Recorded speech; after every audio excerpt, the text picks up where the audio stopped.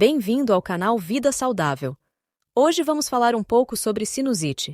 A sinusite é a inflamação dos seios paranasais, que são pares de espaços aéreos que rodeiam o nariz e a parte frontal do rosto. Normalmente, a sinusite aguda pode durar até 4 semanas. A sinusite subaguda dura entre 1 e 3 meses, e a sinusite crônica dura mais de 3 meses.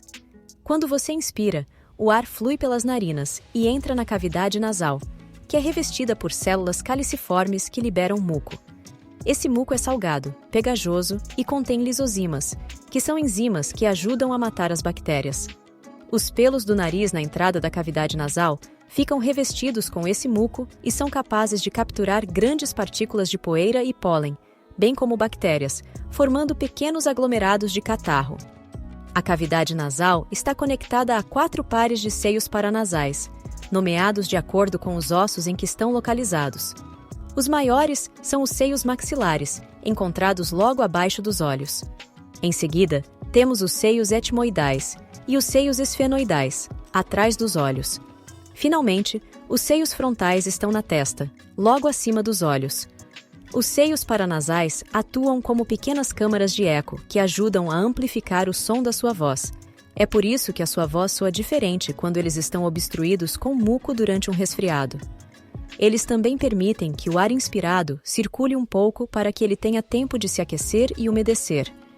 Assim como o restante do trato respiratório, as paredes dos seios paranasais são compostas por um epitélio mucoso.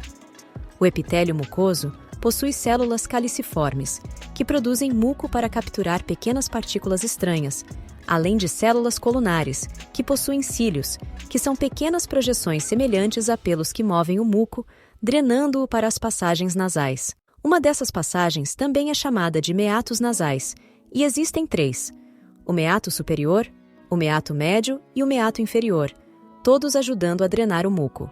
O seio esfenoidal drena para o recesso esfenoidetmoidal, que é um pequeno espaço na cavidade nasal logo acima do meato superior. O seio etmoidal pode ser dividido em posterior, que drena para o meato superior, médio e anterior, ambos drenando para o meato médio.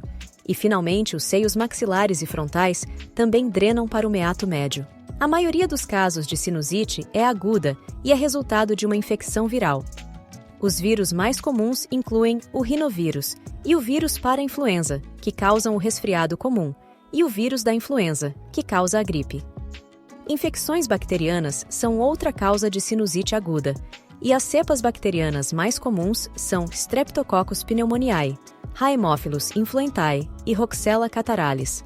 Às vezes, a sinusite bacteriana se desenvolve durante ou após uma infecção viral, mas outras vezes pode ocorrer devido a um bloqueio do fluxo normal dos seios, como no caso de um septo desviado.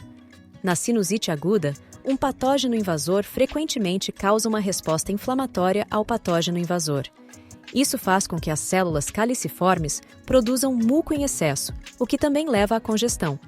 Ao mesmo tempo, células imunes tentam combater esses patógenos, e isso pode criar pus, que é uma mistura de patógenos, células imunes e tecido morto.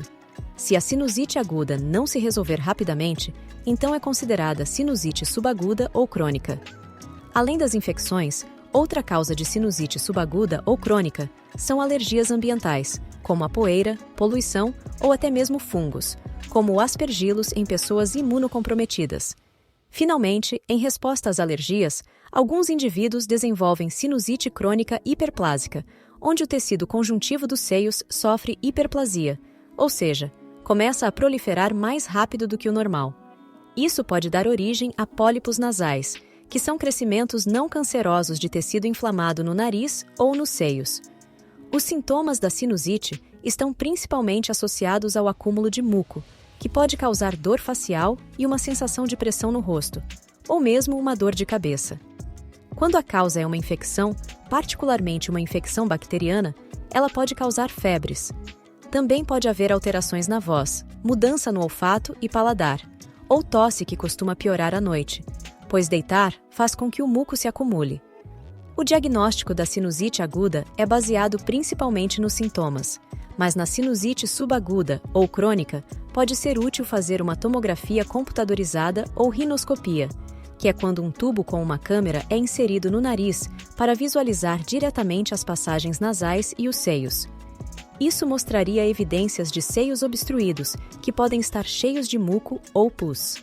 O principal para a sinusite aguda, devido a uma infecção bacteriana, são os antibióticos. Além disso, pode ser útil usar descongestionantes para ajudar a reduzir o inchaço e promover uma melhor drenagem. Se houver uma alergia subjacente ou se houver pólipos nasais, os esteroides ou medicamentos para alergia também podem ser úteis. Finalmente, nos casos de sinusite crônica ou recorrente, a cirurgia dos seios pode ser usada para abrir a parede do seio infectado, permitindo que ele drene mais facilmente para a cavidade nasal. Em resumo, a sinusite é uma condição comum em que os seios paranasais se inflamam, tornando mais difícil para eles drenar. Isso pode levar a dor facial, dores de cabeça, febres e tosse, que geralmente piora à noite. Geralmente, é causada por infecções ou alergias e pode ser tratada com medicamentos, mas em casos crônicos ou recorrentes, pode ser necessária uma cirurgia dos seios.